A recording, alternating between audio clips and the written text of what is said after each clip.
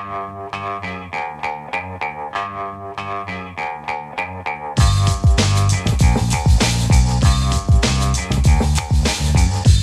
the Brian Lehrer Show on WNYC. Good morning again, everyone.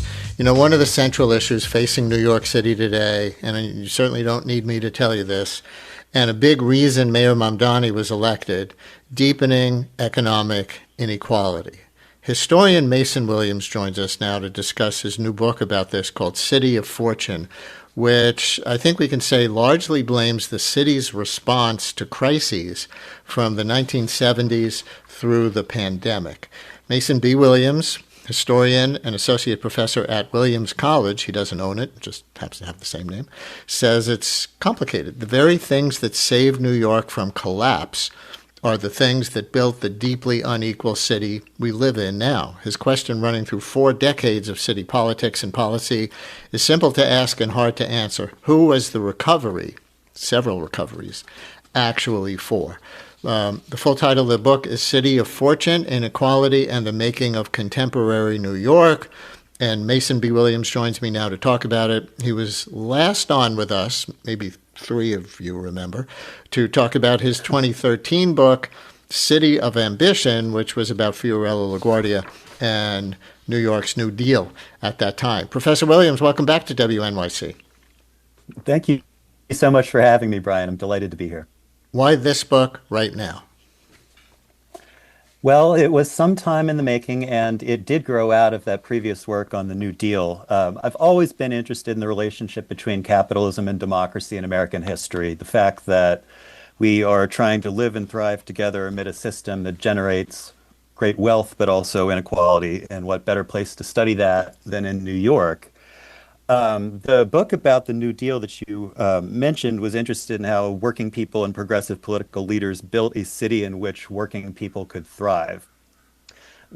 When I was remembering just now talking about that book, it was about 95 degrees in the city, and one of the things we mentioned was the public swimming pools that are still alive and doing well, and Mamdani just jumped into, I gather, a couple of weeks back to mark the opening of a legacy of the New Deal. At the end of that book, I telescoped forward to the fiscal crisis of the 1970s, where public institutions like many kinds, daycare centers cut back, even policing was cut back sharply in the 1970s, and there was this imposition of an era of austerity. The city in which I was writing that book about the New Deal was Bloomberg's New York. And this was manifestly no longer a city that was simply impoverished in the way it had been in the 1970s. Instead of those sharp cuts to the police, you had stop and frisk, the seemingly imperious Ray Kelly, who struck me at that time as almost a second coming of Robert Moses in some ways. You had a city that was opening new parks, but they weren't Orchard Beach in the working class Bronx. They were the High Line and Brooklyn Bridge Park, which were tied in with real estate development. So there was this public ambition again, but a very different sense of the public. And I wanted to make sense of how you got from that moment of crisis in the 1970s to recovery, but persistent inequality in the early 21st century. So it's not about the fact that there was fiscal austerity in response to the fiscal crisis, because maybe there was no choice.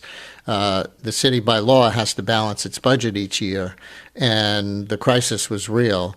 It was how the city rebuilt that you say has wound up deepening the inequality, correct? I think that's right. The 70s response does matter quite a bit. I would make a couple points about the fiscal crisis. One is that the budgetary crisis itself was only one symptom of a much larger crisis of city institutions that predated the fiscal crisis of 75. There are protests against the school system, its inequalities and its segregation. The housing stock is starting to decline by the late 1960s. There are protests against policing, over-policing and police violence, especially against Black and Latino New Yorkers in the 1960s. So in a certain sense, the story I'm telling is less one of a deepening inequality, because there was plenty of inequality in New York in the mid-20th century also. There's a reason all those protest movements arise in the 50s and 60s.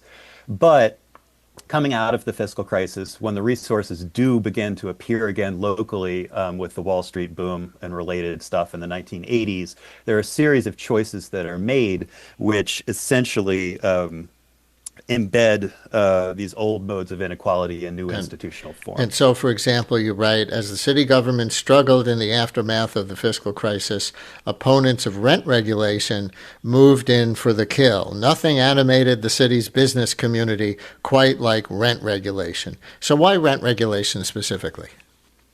Well, so the business community in particular thought that the nature of the crisis of the 70s was a crisis of growth and development, and that sort of community groups had gotten too powerful and were kind of blocking development in the 1960s and 1970s. I was thinking, apropos of Mamdani's, or I guess the Rent Guidelines Board's rent freeze a couple weeks back, just how remarkable it is. Whatever you think of the wisdom of that decision, and it's a very complicated topic, and there are lots of good arguments on all sorts of sides about it. But the fact that rent regulation persisted in New York through this era of business ascendancy, against, in the mid 70s, it's David Rockefeller who's leading the opposition to it. Reagan tries to get at it. Donald Trump in the mid 1980s launches this, huge broadside against it. And I understand Trump as a real estate guy, but of everything the business community might have targeted while the city was on its knees, why was that the fight they cared most about? It just seemed as though the city was no longer amenable to investment. And that was why the tax base was shrinking, was because there wasn't the new kind of construction that would bring in middle-class residents. And so, yes, it becomes on some level a symbolic issue. The issue of rent regulation has long generated very fierce passions, as listeners will no doubt know. But yeah, it became a leading emblem, and both for the construction unions and the building trades and up to developers, a very important reality in the struggle for the city from the 1970s forward. And you document that New York lost hundreds of thousands of housing units during the fiscal crisis years. How much did the city actually rebuild that housing stock? So there are extensive initiatives in the 1980s, the famous Koch housing plan, which gets extended and made a bit more redistributive under Dinkins, and then Bloomberg's subsequent housing plan also.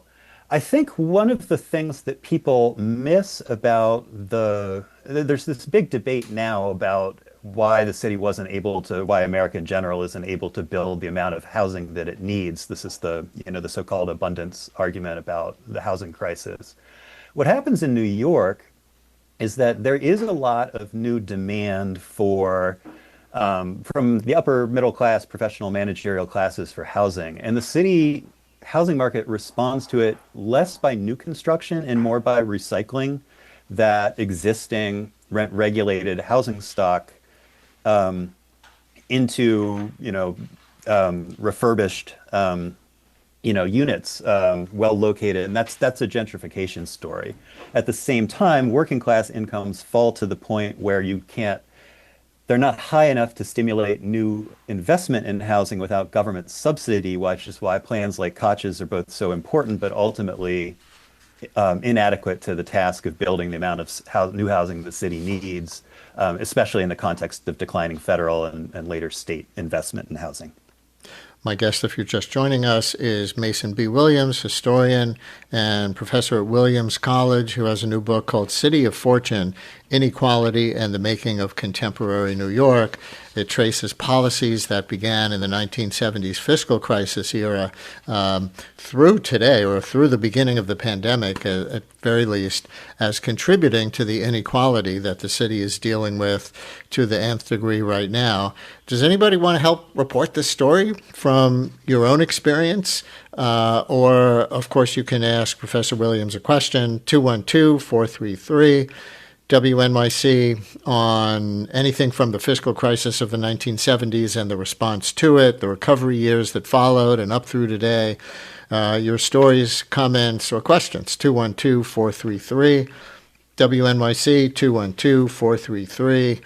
212-433-9692. So we've talked about housing a bit. We've talked about policing a bit. I think it's fairly well accepted now that broken windows policing under Dinkins, then Giuliani, and what it evolved to how it evolved to the stop and frisk, massive numbers under Bloomberg, exacerbated inequality, and public schools are the third institution at the center of your book, and you connect the fights of the 1970s and 80s directly to school desegregation battles and to white parents' organized opposition to them. That story, I think, usually gets told about Boston.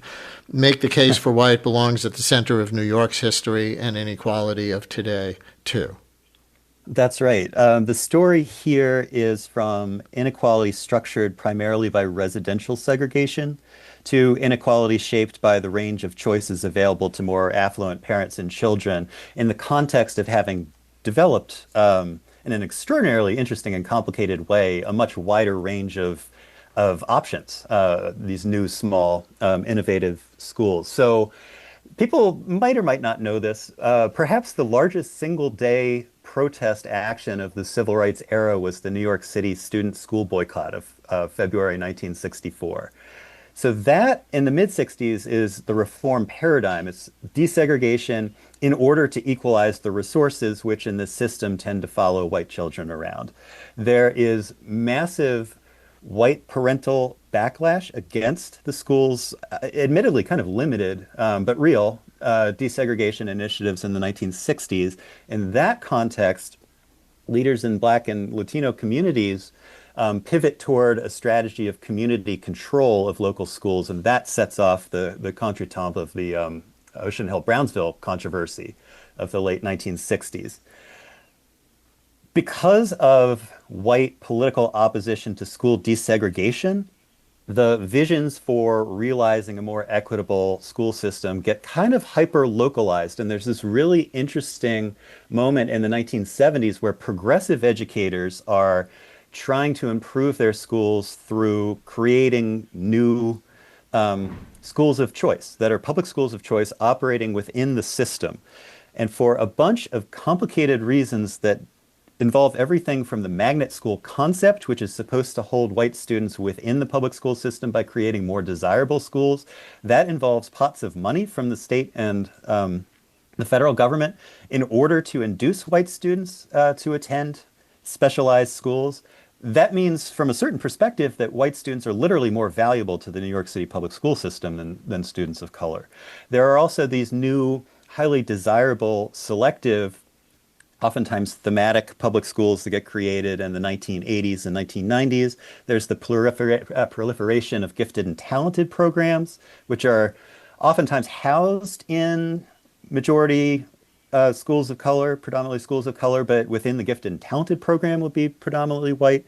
So for all of these reasons, there are options, sometimes formally equally accessible, but the complexity and difficulty of navigating the system works in the favor of those with the time and resources to navigate it. So that's, in a nutshell, it's an incredibly complicated story that spans the political. Yeah, and the segregation, of course, and you were just referring to this, way predates the 1970s fiscal crisis.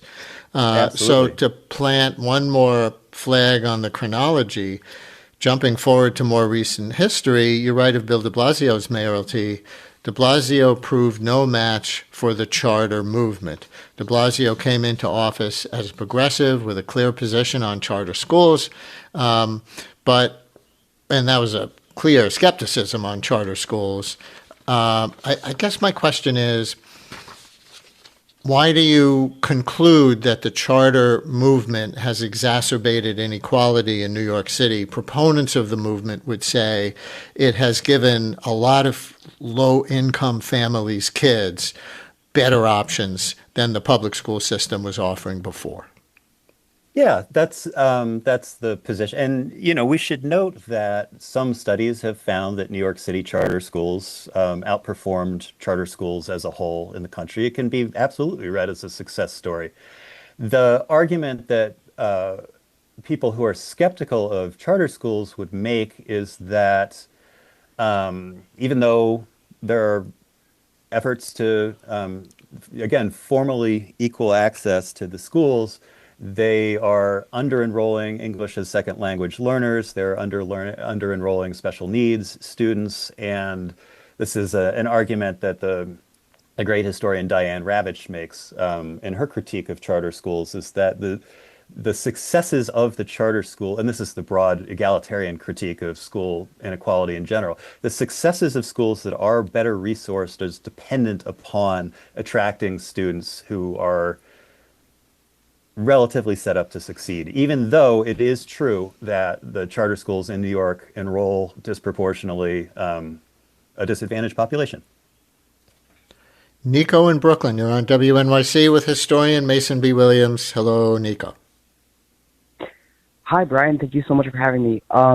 And so I had a question for your guest on the effect of housing historic preservation policies on the availability of housing stock. I think it's a common critique that there's like, it's hard to have the dual kind of goal of keeping like all these historic houses and beautiful buildings, but also maintaining enough housing for the city's residents. So could you comment on the tension there? Sure, I'd be happy to. It's not a major theme in the book. However, I wrote something. This is one of the early versions of the larger project involved historic preservation. So I think if there is to identify one of the major themes running through the book, it is that from the 1960s into the 1970s, and this is one of the big consequences of the fiscal crisis, the broader crisis moment of the 1970s, a wide range of leaders, thinkers in the city conclude that the presence of a stable middle-class public, which oftentimes is actually more of a upper class public, is essential to the economic and social well-being of the city.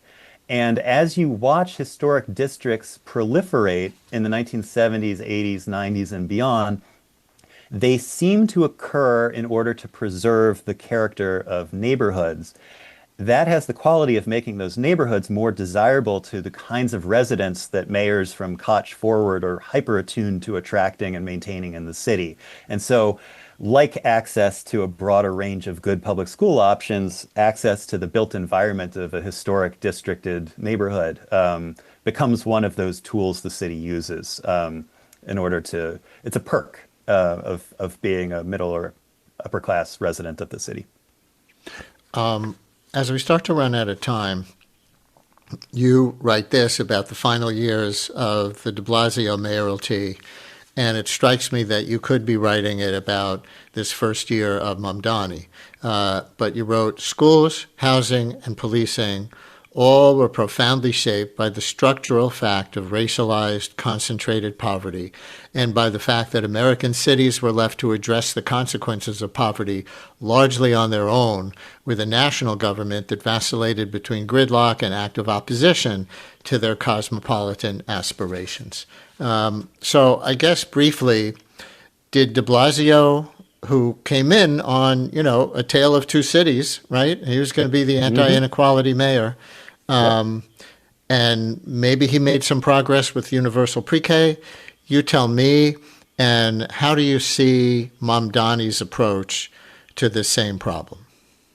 I do think de Blasio was able to make some progress against inequality, especially before the pandemic, which is really the end point of this book. I think, thinking in terms of the relationship between de Blasio and Mamdani, one thing, the political earthquake in Albany in 2018, which is the sort of next to last scene of the book, is hugely consequential and is going to shape Mamdani's mayoralty in ways that the de Blasio-Cuomo showdown sort of went in an unhealthy direction.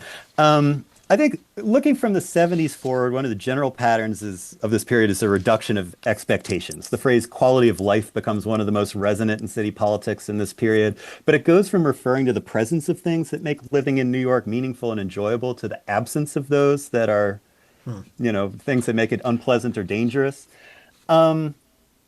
That seems to be changing a little bit. Mamdani is constantly saying that, he's trying to launch a revolution in expectations.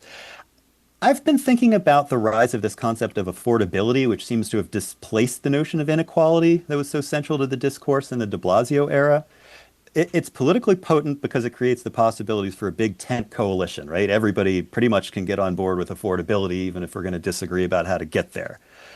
But the eclipse of the language of inequality hides the fact that in some respects, the city works well for some New Yorkers because it doesn't work well for others.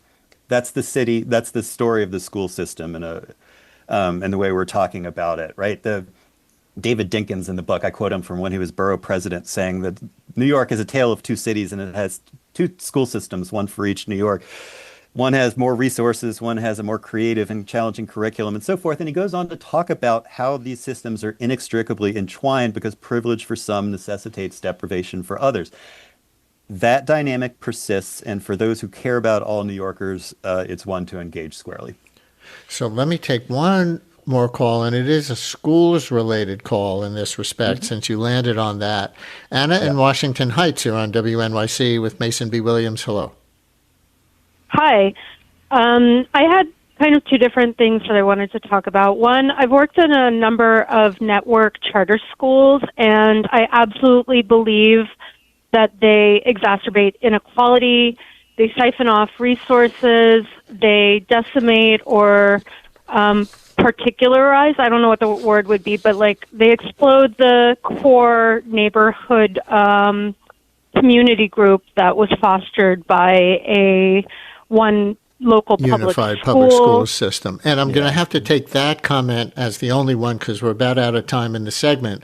But I haven't seen Mamdani take the kind of aggressive anti-charter or keep charters down, posture that de Blasio took, maybe just because there's not the same policy debate happening in Albany or something like that right now. But plant that one in the present for 30 seconds, and then we're out of time.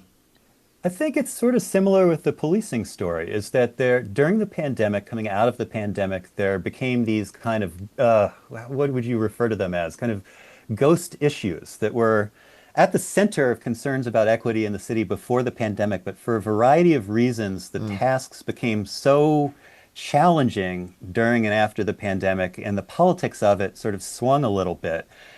I think this is worth raising because if you are concerned with equity in New York, these cannot remain ghost issues forever. There are still inequalities in education, there's still inequalities in policing, and those are going to be more difficult fights in a lot of ways than some of the issues that Mamdani's taken on so far. Mason B. Williams, historian, associate professor at Williams College, and author of City of Fortune, Inequality and the Making of Contemporary New York. Thanks so much for talking about your book with us. It was a pleasure, Brian. Thank you so much. WNYC's journalism and storytelling is heard by millions of passionate listeners. Sponsors of our programming gain our listeners' attention and their respect. Learn about how your organization can support WNYC and WNYC Studios at sponsorship.wnyc.org. The United States is about to mark its 250th anniversary. And so, on the Global Story podcast from the BBC, we're telling surprising tales of American influence on the world stage and in ordinary people's lives all across the globe. We have this ability to export our story, and a lot of people have bought it. I feel like the American dream is alive but not well. From the BBC, it's the United States at 250.